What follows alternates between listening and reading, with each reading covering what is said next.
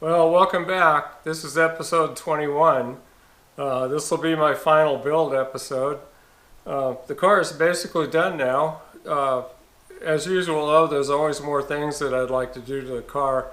There's always some little bugs and things you have to work out. I'm not real happy with the rear springs. I might do something with them, put some heavier springs in. The parking brakes. Electric cars don't have a gear for parking in that locks the gears. So you have to rely totally on the little drum brakes here in the back, and they're just not enough to hold it. So I think what I might do is EV West sells some electric parking brakes out of Teslas. So I'll probably be installing that in the near future. And there's just a lot of little things. I'd like to spend a little more time polishing out the paint and making it look a little bit better. It's okay for right now, but it could use some more work. The car is really a blast to drive. It's kind of weird because it feels like you're driving an MG, but it also feels like you're driving a Tesla. The throttle response is right there. It's instantaneous. It's a blast to drive. Anyway, let me show you what I've been up to on this last episode. Thanks for watching.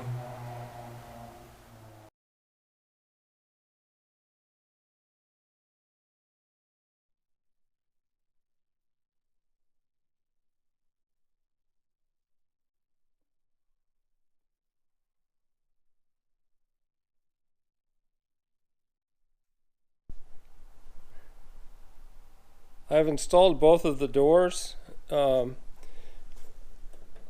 went on pretty good, or pretty easy. I pretty much had them adjusted prior to the painting, so it's just a matter of bolting the hinges onto the door panel itself. But yeah, they came up, they look really nice, and the seats are in, steering wheel's in. I put some stainless steel door seals on, kind of dress it up a little bit. The wing windows are all in. As I said before, the gutter trim up here is the original. However, down below here and this vertical piece is all new. This is all the original chrome though around the glass. That was original to the car, and the glass does pop out for ventilation. I went ahead and installed the hood. Again, I think it looks pretty good. The underside of this was so plain and blank looking. I really didn't need to put any insulation material on it because there's no engine here in the front anymore. So I painted this British flag, the blacked out flag on it. It looks pretty good. I kind of like it. This is the original aluminum hood to the car. It's not perfect, but it still looks pretty good. Both the windshield and the rear hatch, the glass I believe is original. It's still in pretty good shape. It has just a few little minor scratches on it, but it's still pretty nice. All of the trim is original. I did have to put new seals on, and I'll tell you what, I never want to have to do that again. That was very difficult putting these windows in. It's a weird seal that they use. I've only seen it on this car. And, you know, I've done Triumphs and stuff, and those are fairly easy to put in compared to these. These were very time consuming. I started charging the batteries on the car. I'm using an EV Junction battery charger. I have it connected to a 40 amp breaker in my breaker box and plugged in. When I bought this unit, well, it puts out 32 amps. I bought this unit because it's portable. It slips out of this holder, and I have a travel bag for this and the cable, so I can take it with me on the road easily. It's in a small bag. When you plug this in, it makes contacts in there. You might be able to hear the fans running on the charger unit, and it's warm. As soon as it turns on, the fans start working. There's a AVC2 which turns on the power to the BMS up front, the 12 volt power. So the BMS monitors what's going on. Right now I can hear one of the charge loop relay, I believe, clicking on and off because it's getting near to the 100% level. Okay, the relay was clicking there in the back because I was getting a high voltage alert on cell 22, and you can see the little alerts, and then it goes okay, and that's because it was right on the borderline. I have it set at 4.2 volts per cell, so it was going just over that. Here are the cell readings that I had. And you can see cell 22, well, it kind of stabilized out now. I could probably plug it back in and it would go for a few more minutes, or 15 minutes maybe. But you can see everything's over the 4 volts. They're all like 4.03 basically. There's a few that are under, that's what the minus signs are, and there's a few that are above the mean average. Up here you can see the mean average is 4.035 volts out of and there's 91 cells at that voltage. Yeah, so the whole pack voltage is at 367.18 volts. So what I might do is bring the voltage reading down on the TC2 controller on the screen to reflect that as being, you know, like maybe 370 volts maybe at 100%, or call that 100%. Okay, I'll go over the battery situation here real quick. The BMS, in the BMS I have the low voltage cutoff. In other words, when the car's at 0% power, which is around, these are just rough estimate numbers, but it should be around 282 volts. That would be like 0, you need to recharge. The high voltage cutoff, which is 4.2 volts on each cell, and you know, 91 cells, that comes up to 382. Well, I've just found out that if you know, one cell might hit 4.2 where the others are 4.19 or 1.5, but if any one of those 91 cells hits 4.2, even for a brief moment, it'll turn the charger off. So this number is actually closer to like 370, 372. It's about 10 volts lower than that. And that would be the 100%. So I'll have to adjust that on my screen in the car, because I believe it's actually at 100% right now, and the gauge is not showing that. The charger I'm using is a level 2 charger, 240 volts, 32 amp charger. The in-car charger is an Elcon 6.6 kilowatts per hour. So that's what that charger puts out per hour at the with the 32 amp charger, the wall charger. The batteries,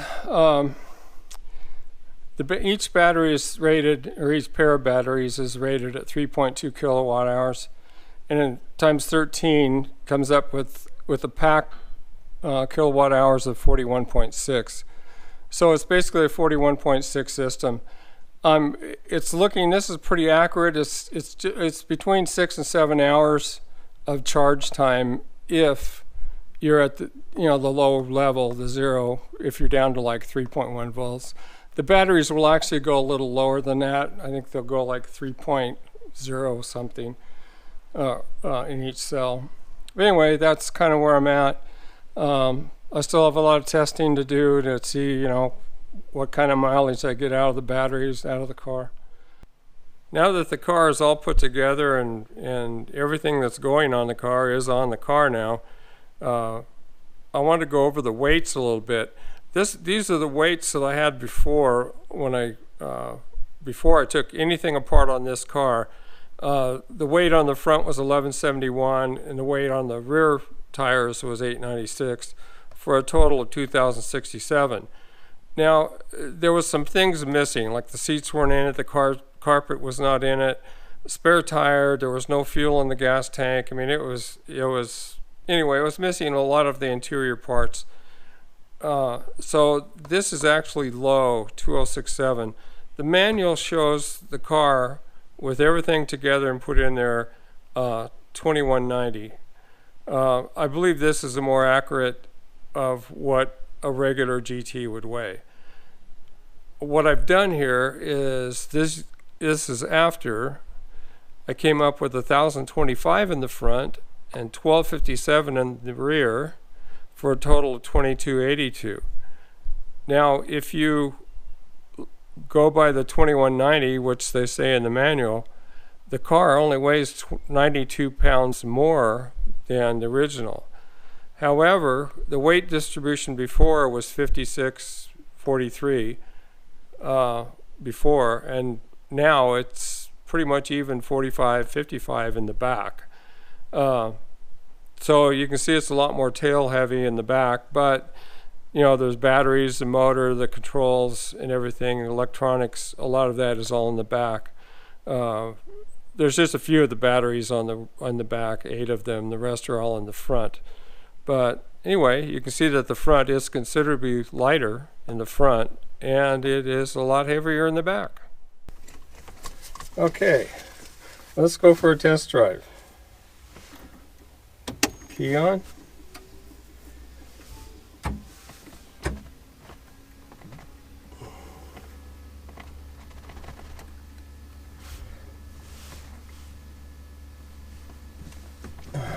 Brake on. And parking brake off.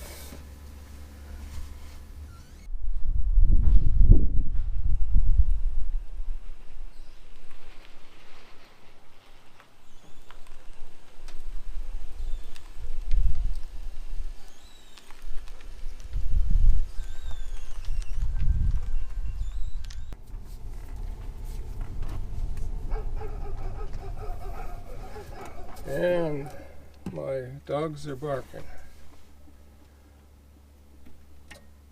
Drive.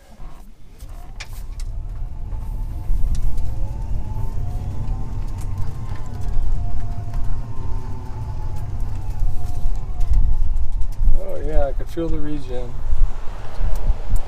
Turn signal's working.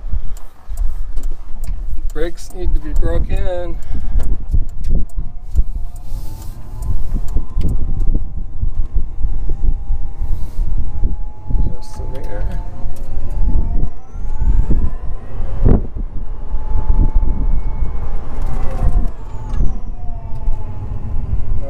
Regens are working.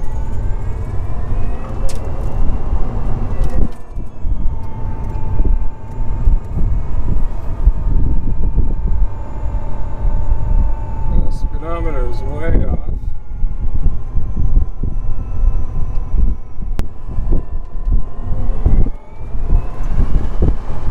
Woo!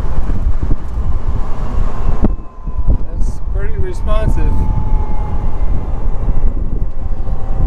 Weird because you have to hold your foot on the throttle, otherwise it goes into regen, like right there. So you can see it kicks in. Let's turn around over here someplace.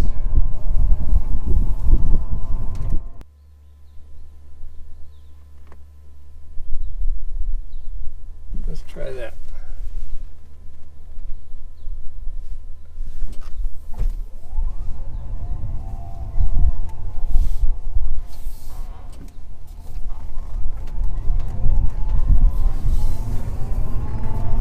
Go to 20.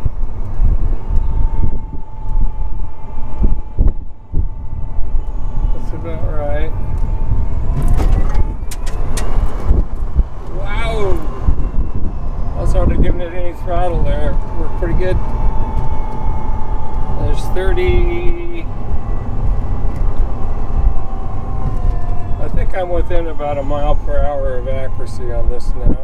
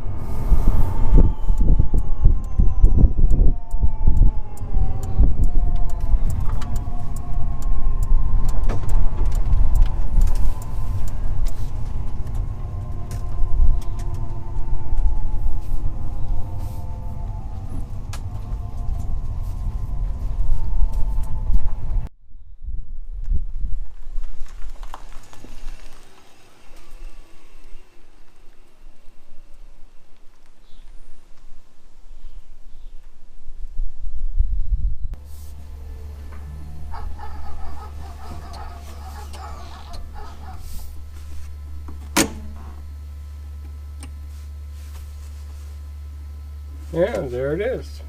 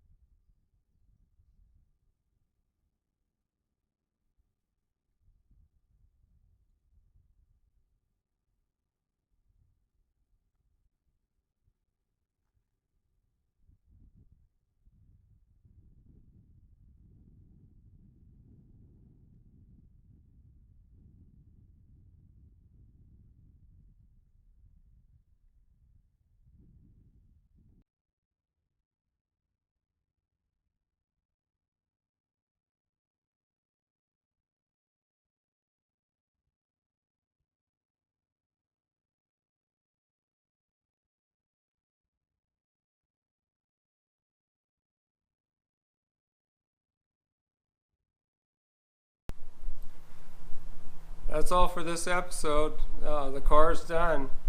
It's been 2.5 years and 2,300 hours. It's been challenging at times, and part of me is kind of glad to have it over with. Now I can enjoy driving it and taking it around to car shows, have fun with it. I hope to have another video out of just a driving video. I'm not sure when I'll have that out, maybe in the next few weeks, but anyway, the car's done. Thanks for watching my videos. That's all for now. Bye.